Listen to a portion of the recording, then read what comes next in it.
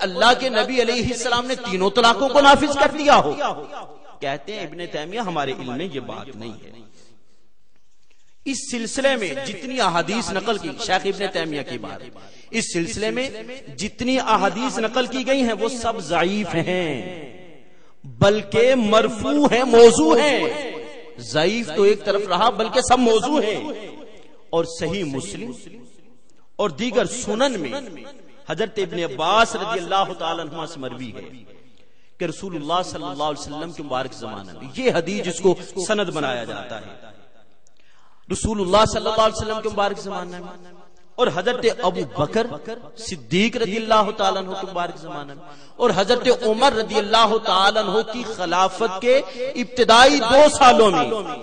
طلاق ثلاثہ کو طلاق واحد ہی قرار دیا جاتا رہا۔ پھر طلاق ثلاثہ کیسے نافذ ہوئی؟ تو وہ کہنے لگے کہ حضرت عمر رضی اللہ تعالیٰ عنہ نے فرمایا، امیر المؤمنین حضرت عمر نے فرمایا کہ لوگوں نے اس کام میں جلدی شروع کر دی ہے، جس کام میں انہیں مہلت دی گئی تھی، سوچ و بچار کا حکم دیا گیا تھا، لوگوں نے جلدی شروع کر دی ہے، تو کیوں نہ ہم طلاق ثلاثہ کو طلاق ثلاثہ ہی قرار دیں؟ تو حضرت عمر رضی اللہ تعالیٰ عنہ نے اس بنا پر ایک مجلس میں دی گئی 3 طلاقوں کو طلاق ثلاثہ قرار دیا ہے کہ تینوں واقع ہوں گی، ورنہ مصطفیٰ کریم علیہ السلام کے مبارک زمانہ میں، حضرت ابوبکر صدیق رضی اللہ تعالیٰ عنہ کے مبارک زمانہ میں اور خود حضرت عمر رضی اللہ تعالیٰ عنہ کی خلافت کے ابتدائی 2 سالوں میں طلاق ثلاثہ کو ایک ہی طلاق قرار دیا جاتا ہے۔ یہ اپنی دلیل میں انہوں نے بات پیش کی ہے، اور شیخ ابن تیمیہ نے مسند احمد کے حوالے سے بھی اس کو نقل کیا ہے۔ سب سے پہلے جو قرآن پاک سے استدلال کیا کہ طلاق مرتان،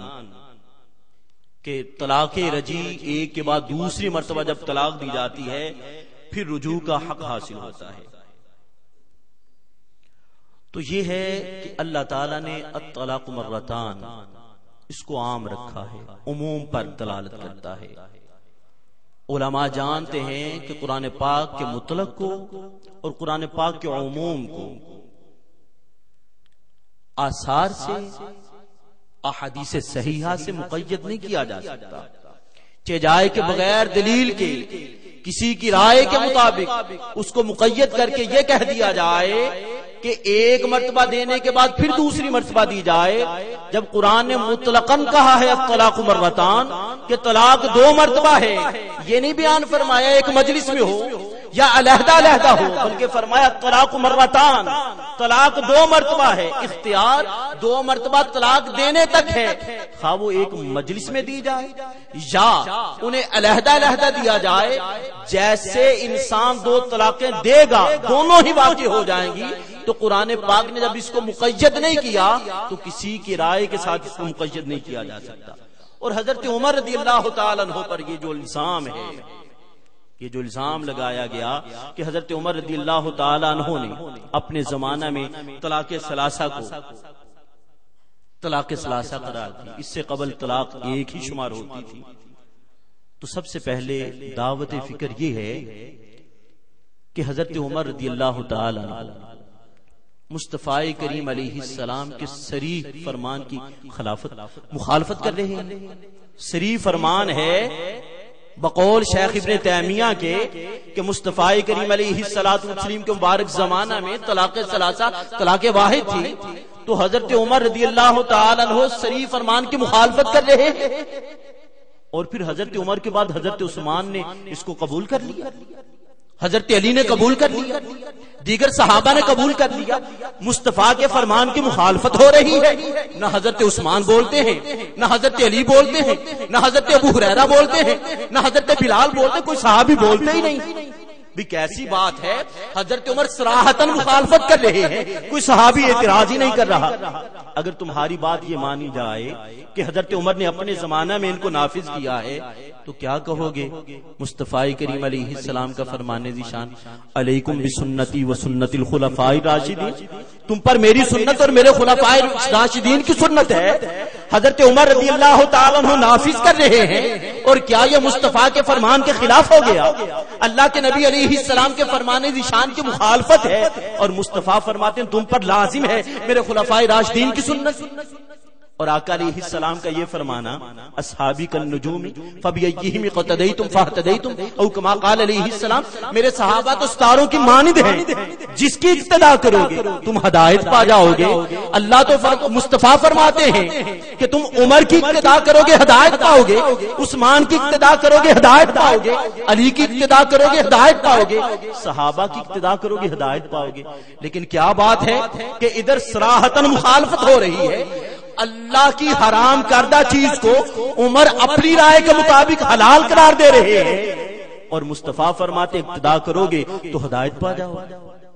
اب تمہاری بات مانی جائے یا مصطفیٰ کی بات مانی جائے، قسم بخدا ساری کائنات ایک طرف ہو، میرے مصطفیٰ کا فرمان ایک طرف ہو، ہم بات مانیں گے تو پیارے مصطفیٰ کریم کی بات مانیں گے۔ آقا علیہ السلام اور اللہ کیا فرماتا ہے، فَإِنْ آمَنُوا بِمِثْلِ مَا آمَنْتُمْ بِهِ فَقَدِ اهْتَدَوْا، اے لوگو اگر تم ایسے ایمان لاؤ گے جیسے صحابہ نے ایمان قبول کیا تو تم ہدایت پاؤ گے۔ صحابہ کا ایمان قبول کرنا، صحابہ کی طرح ایمان لانا، یہ ہدایت پانے کا سبب ہے،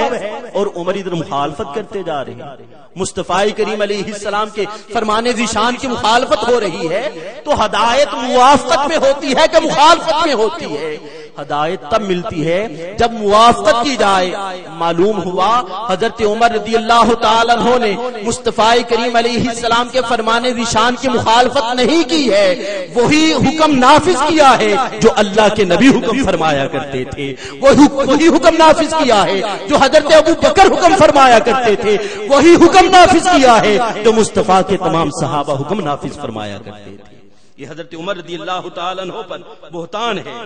اور آئیے ہم اس کو اور دلائل سے دیکھتے ہیں۔ حضرت عمر رضی اللہ تعالیٰ عنہ کے بارے یہ جو کہا جاتا ہے کہ آپ نے اپنے دور میں طلاق ثلاثہ کو طلاق ثلاثہ قرار دیا، مصطفیٰ کریم علیہ السلام کے مبارک زمانہ میں ایسا نہیں تھا۔ احادیث صحیحہ جس سے معلوم ہوگا کہ خود اللہ کے نبی علیہ الصلوۃ والتسلیم نے طلاق ثلاثہ کو طلاق ثلاثہ ہی قرار دیا ہے۔ ایک مجلس میں دی گئی 3 طلاقوں کو 3 طلاقیں ہی قرار دیا ہے۔ اس سے قبل جو شیخ ابن تیمیہ نے اور ان کے متابعین نے جو حدیث بیان کی ہے اور اس کو بطور دلیل پیش کیا ہے، اس حدیث کو ہم پڑھتے ہیں۔ حضرت ابن عباس رضی اللہ عنہما کی روایت جس کو مذہب میں بھی ذکر کیا گیا کہ طلاق ثلاثہ ایک طلاق۔ حضرت ابن عباس رضی اللہ تعالیٰ عنہ آپ کے بارے میں یہ منسوب کرنا درست نہیں۔